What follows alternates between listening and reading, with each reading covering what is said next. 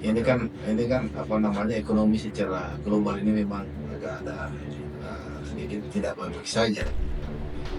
Saya perintahkan semua SKPD kemarin, mulai dari awal saya perintahkan untuk mengurangi dulu SDM-nya.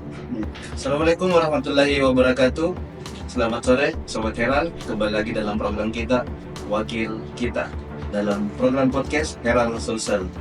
Alhamdulillah hari ini kita sedang berada di kantor DPRD Kota Makassar, langsung di Komisi B, bertemu dengan sosok yang bisa menjadi inspirasi bagi teman-teman sekitar, yang punya banyak saran dan peduli dengan ekonomi, utamanya UMKM Kota Makassar nih. Langsung saja kita sambut narasumber kita di sore hari ini, Bapak Haji Ismail.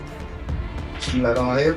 Assalamualaikum warahmatullahi wabarakatuh. Waalaikumsalam warahmatullahi wabarakatuh. Gimana kabar tadi? Alhamdulillah baik. Sibuk apa Ki belakangan ini? Ya, sibuk dengan rakyat, urus rakyat banyak, fokus pada DPRD Kota Makassar, dan sekarang saya dikasih amanah baru mengemban tugas sebagai Ketua KONI Kota Makassar. Jabatan baru. Jabatan baru. Tanggal berapa kemarin dilantik? Belum dilantik, Belum baru dilantik. pemilihan minggu lalu. Pembelian. Jadi ada gambaran untuk pelantikannya ini Kak? Kira-kira kapan nih? Saya lengkapi struktur. Ini kan baru apa namanya, tahap kelengkapan struktur. Lapangan struktur dulu. Harus diperbaiki total dan harus diramu baik-baik. Yang pada intinya saya mau orang yang berniat mewakafkan dirinya untuk apa namanya, memajukan olahraga di Kota Makassar. Mungkin ada sedikit sebelum kita masuk ke program ke tema kita sore hari ini. Ada langkah prioritas yang nanti akan ditempuh nanti Pak Haji Ismail ketika setelah pelantikan itu. Ada gebrakan tidak sedikit yang bisa jadi bocoran untuk Sobat Herald di rumah sana? Ya, ini kan sudah apa namanya, sudah dipilih secara aklamasi.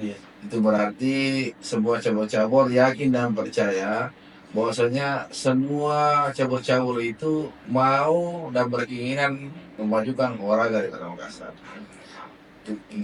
Gebrakan apa yang pertama kita lakukan, yaitu bagaimana meramu struktur ini dengan baik, yang betul-betul orang yang mau mewakafkan sebagian hidupnya untuk kemajuan olahraga di Kota Makassar.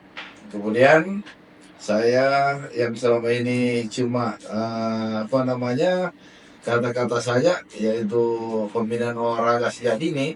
Ini mungkin kita dengan wejangan-wejangan dari Wali Kota Makassar ini menjadi apa namanya, gebrakan kita ke depan, yaitu pembinaan atlet sejak dini. Luar biasa. Jadi kita tunggu saja gebrakan dari Ketua KONI yang baru. Semoga bisa memajukan olahraga Kota Makassar. Intinya siap mewakafkan diri untuk olahraga Kota Makassar. Kembali ke tema kita hari ini Kaji. Kita sedikit akan mengulas tentang tantangan, peluang dan peran DPRD dalam tumbuh kembangnya ekonomi di Kota Makassar. Sedikit kita mulai dari data BPS terakhir, pertumbuhan ekonomi di Makassar itu kan cukup dinamis. Tapi dari kacamata DPRD pasti ada pandangan tersendiri. Ada masalah apa yang menjadi masalah utama sehingga yang menjadi hambatan dari tumbuh kembangnya ekonomi tadi? Bisa sedikit diberikan. Baik, ini kan apa namanya, ekonomi secara global ini memang agak ada sedikit tidak baik saja. Kenapa saya katakan itu? Saya juga pengusaha. Jadi kita tahu gerbang Indonesia Timur itu tertuju pada pasar setar dan pasar butuh. Kalau orang-orang di situ yang pengusaha itu sudah mengeluh, otomatis Kota Makassar ini pada umumnya pasti ekonomi akan mengeluh, lesu. Kemudian soal UMKM, dari awal kita Komisi B mendorong untuk bagaimana dinas terkait, yaitu dinas koperasi dan ada sebagian di pariwisata, untuk bagaimana UMKM ini berdayakan supaya ekonomi ini tumbuh berkembang seperti apa yang sama-sama kita yang dilakukan. Mungkin sedikit tentang kasus yang kemarin itu ya, seperti DP yang masalah urgensi pergantian pengelola pasar sampai ada pengerahan 100 karyawan gitu. Bagaimana penjelasannya itu? Saya dari awal Iya, masuk sebagai ketua komisi B. iya, 1 minggu setelah saya dilantik, kita turun sidak semua ini Perda yang ada di Kota Bekasi. sudah pernah sidak? Awal pertama saya dilantik. Oh, Saya apa langsung sih sidak. teman waktu sidak pertama di sana? Jadi banyak masukan, Iya, banyak sesuatu yang kita dapatkan memang tidak tidak simetris antara pemasukan dan pengeluaran di sini. Saya pengusaha mengerti betul seperti apa yang namanya perusahaan itu dibangun. iya, Kalau perusahaan itu tidak ada penghasilan, tidak sesuai lagi apa realita yang kita idamkan, kenapa tidak ditutup saja? iya, Nah, saya perintahkan semua SKPD kemarin, mulai dari awal saya perintahkan untuk mengurangi dulu SDM-nya. iya, Kenapa? Biaya penghasilan itu kurang lebih biaya operasional. Contoh, PD parkir begitu, PD pasar juga begitu, PD terminal juga begitu. Coba kita ramu dengan baik-baik, tapi dengan perintah wali kota Makassar sekarang ini untuk mereposisi jabatan Pusda, dan kami selaku pimpinan ketua komisi B mengapresiasi tentang hal itu. Kenapa? Kami dari awal kami dorong bahwasanya untuk mengurangi beban beban mereka di Pusda ini adalah SDM. iya. Jadi lebih besar pengeluaran ketimbangkan yang masuk ke perusahaan. Kurang lebih berbanding. Jadi untuk menyetor dividen ke pemerintah kota itu kurang. Masa sebesar PD pasar itu setorannya cuma 300-an, terminal juga begitu. Parkir ternyata di parkir ini jangan salah dulu, mengapa? Iya, Di parkir ini ada hutang terdahulu terbaik dibayarkan, ada pajak terdahulu yang tidak dibayarkan, pajak kapan? pajak penghasilan Pajak penghasilan dari tahun sebelumnya. dari tahun sebelumnya. Jadi ini PD parkir dalam tahun ini menghasilkan menyetor dividen mungkin 2 miliar lebih, tapi jangan salah, dia bayar hutang dulu, pajaknya ini tidak pernah dibayar. Terus kapan penghasilan untuk daerah? Kalau itu jadikan untuk pembayaran pajak yang sudah lewat. Ada dibayarkan sedikit-sedikit.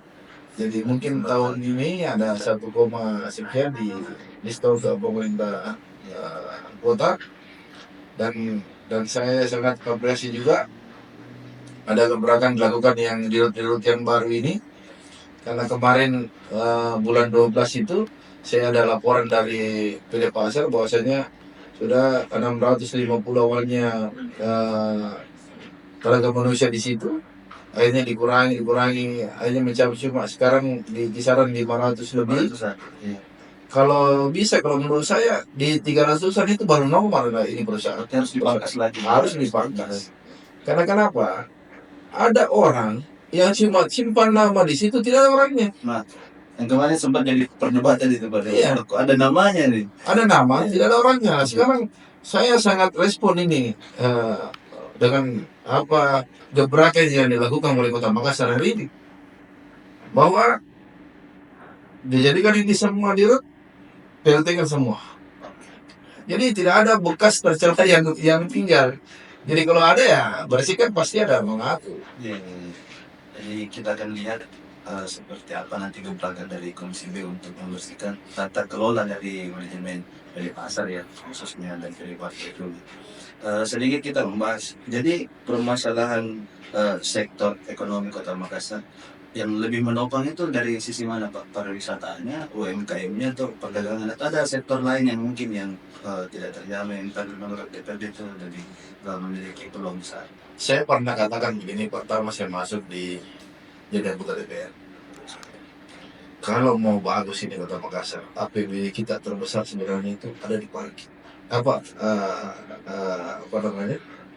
PAD kita Kota Makassar yang besar ini dari parkir. Cuma karena banyaknya kebocoran di mana-mana, akhirnya seperti itu. parkir liar. parkir liar. Kita tahu bersama parkir seperti apa, pemasukannya seperti apa. Kalau kita lihat, kalau saya dapat data ya, kalau kalau di siang hari itu kendaraan di Kota Makassar lalu lalang itu sampai 2 juta. Kalau di malam hari mungkin sekitar 1 juta. Kita rata-ratakan. Kalau itu bayar parkir semua, sampai berapa M sekitar apa? Tapi realita di lapangan Menjadi pertanyaan besar ya. yang besar. Makanya pertama saya masuk di Kota Makassar untuk mendapatkan PAD Kota Makassar yang lebih besar, kita harus bikin perda parkir. Perda parkir. Jadi saya usulan pertama itu kembali Komisi B, inisiasi Komisi B, kita usulkan untuk perda parkir tahun ini. Dan selain perda parkir itu mengatur tentang tarif, itu sudah bisa mengatur tentang lalu lintas juga. Jadi semua ada di situ. Kita tinggal merancang nanti ini di perda parkir ini mengatur tentang pengelolaan parkir di Kota Makassar. Contohnya kemarin sempat viral di Boulevard Pengayoman, nah itu kan sudah lebih dari separuh badan jalan yang digunakan itu. Ke depan ini, Iya. insya Allah 1 minggu ke depan saya akan panggil pengelola MP. Iya. Karena kami sudah sidak di situ. Kami sudah tahu dari mana yang asal usulnya ini kendaraan-kendaraan yang ada di samping MP di depan MP. Jadi untuk memetakan potensi-potensi tersebut, apakah ada yang terkhusus untuk relokasinya di pusat Kota Makassar, atau ada pola penanganan khusus untuk di kecamatan-kecamatan pinggiran misalnya? Ini tergantung dari PD parkirnya sebenarnya. Tapi untunglah hari ini sudah ditunjuk PLT PD parkir yang memang betul-betul orang mengerti tentang parkir, yaitu Pak Ara. Saya kira senior kita ini udah 3 periode di DPRD, pasti tahu lah soal parkiran Kota Makassar. Kemudian selanjutnya kita bikin perdanya. Setelah itu kita jalan sama-sama, DPRD melaksanakan tugasnya dengan baik, yaitu pengawasan. Sedikit bicara tentang UMKM. Ini kan peran DPR dalam memastikan tumbuh kembangnya UMKM kota. Kemarin sempat ada polemik UMKM di Car Free Day gitu. Iya, ada 500 lebih. Dan Car Free Day dari 2014 itu kan kita lihat normal, bagus, orang bisa jogging track di situ. Cuma kan ada keluhan-keluhan di belakang dari warga Kota Makassar. Akhir-akhir ini orang susah ini berlari ya. Nah, dibuatkanlah dari aturan kecamatan dan pengelola itu katanya ada regulasi ganjil genap. Bagaimana ini penjelasannya Pak Dewan? Jadi saya waktu itu saya ada di belakang Pak Wali, Iya. itu dia jelaskan tentang hal itu. Pak Wali ini kan orangnya simpel, orangnya cerdas. Dia mau tata baik-baik ini di Kota Makassar. Jangan asal kita mendapat income kotor, jangan lupa dong kebersihan di jalan. Ya. Nah, inilah kita tata baik-baik. Pak Wali menginginkan tata baik-baik itu boleh Pak yang tempatnya jogging track Iya. setiap Sabtu Minggu atau hari Minggu di Boulevard, Sabtu Minggu di Sudirman. Tata baik-baik. Bukan UMKM-nya mau dihilangkan, bukan. Ini mau ditata baik-baik. Yang selama ini kita jogging, ada juga penjual bakso di depan tak, ada juga bakso itu di depan tak. Kita buang sembarang itu batusunya pasti natusuk ini, bambunya. Permasalahan baru yang ditimbulkan. Permasalahan baru lagi. Nah sekarang Pak Wali mengambil kebijakan, kita coba untuk bagaimana orang jogging track, jogging ini tidak terganggu lagi dengan adanya UMKM. Jadi kita mungkin di atas trotoar kan disimpan atau di mana, ini kan sudah ditata persentuhannya dengan baik. Kayak yang di Sudirman itu, kalau saya lihat maunya Pak Wali itu semua pedagang itu dibikinkan di atas trotoar.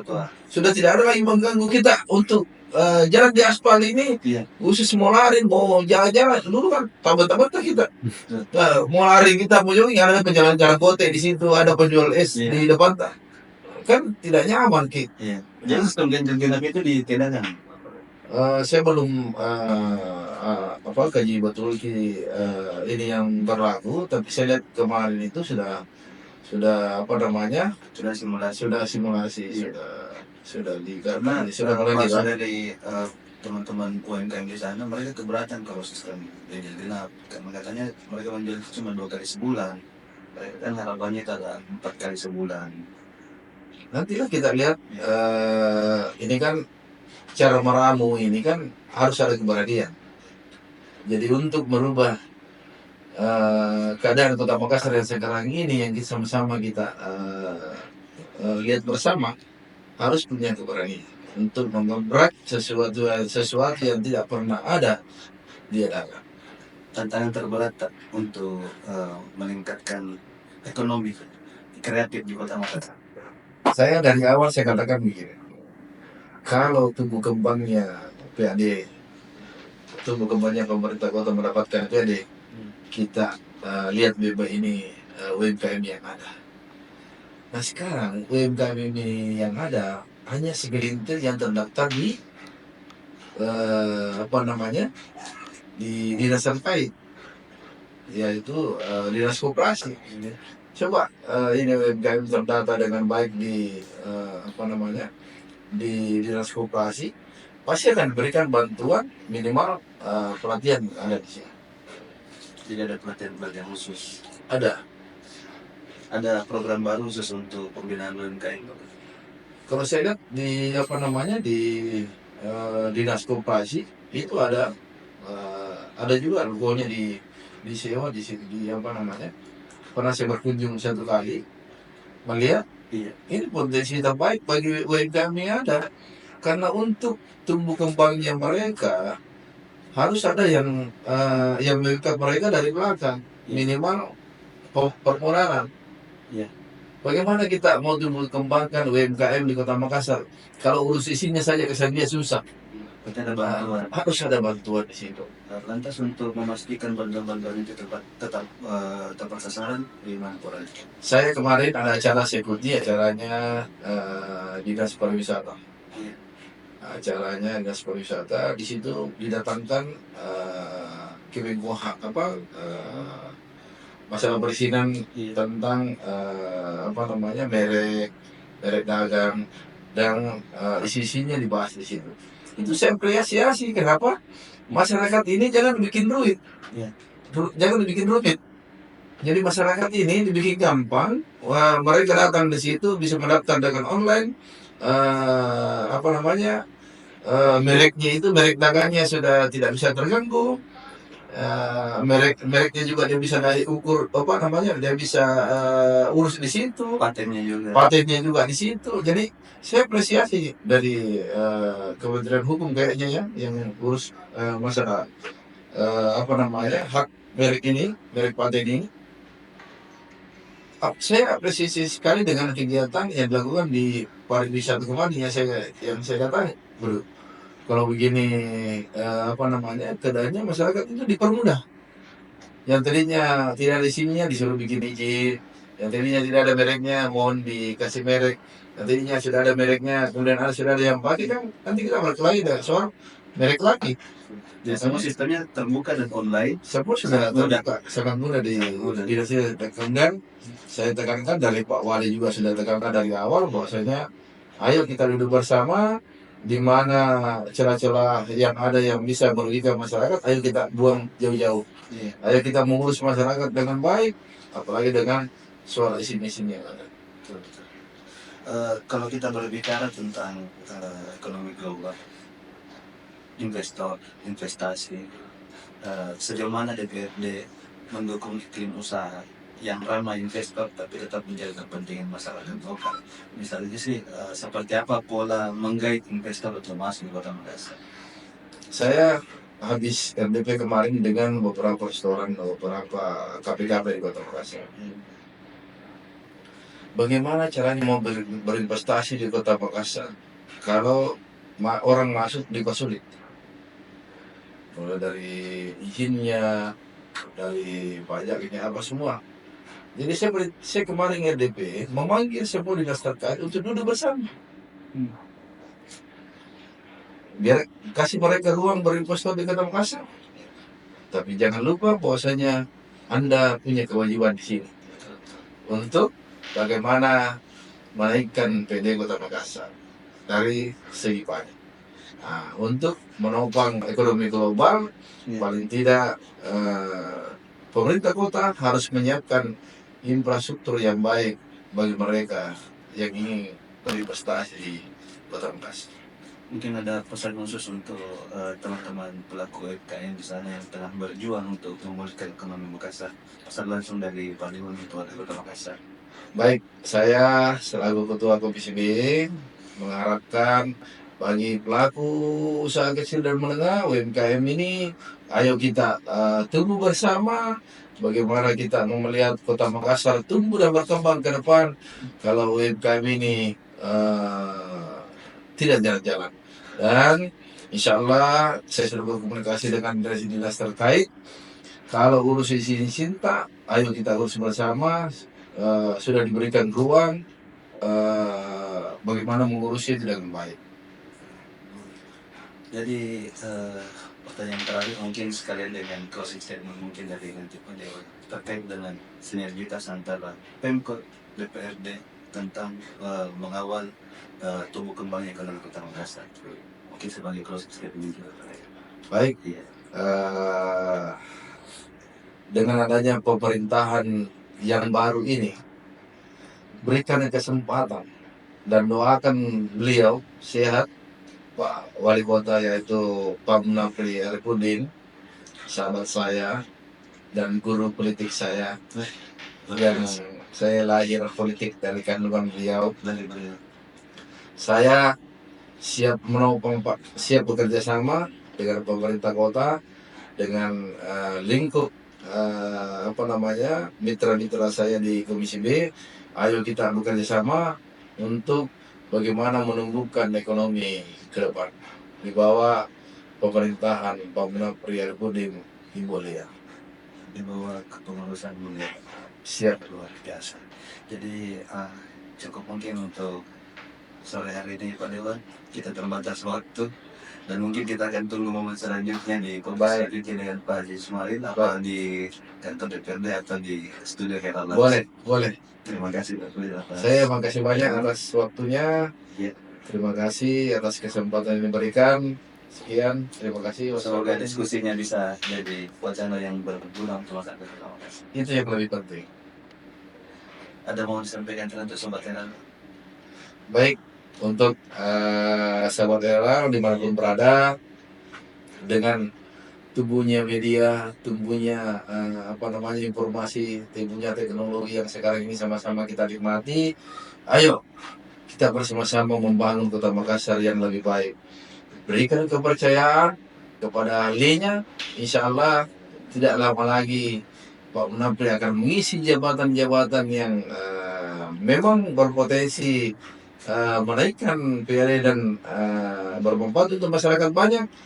Kita dukung bersama-sama, kita doakan beliau supaya apa yang dicita-citakan semua pihak di Kota Makassar dapat tercapai sampai 5 tahun ke depan sesuai dengan janji-janji politiknya.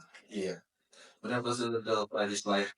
Terima kasih kami tunggu kita dari mendatang. Baik. Terima kasih banyak. Jadi Sobat Herald, terima kasih. Silahkan pantau terus channel dari program podcast wakil kita dari Herald Sulsel dengan tema-tema yang berkaitan dengan wakil kita DPRD Kota Makassar. Assalamualaikum warahmatullahi wabarakatuh. Herald Indonesia selalu ada yang baru.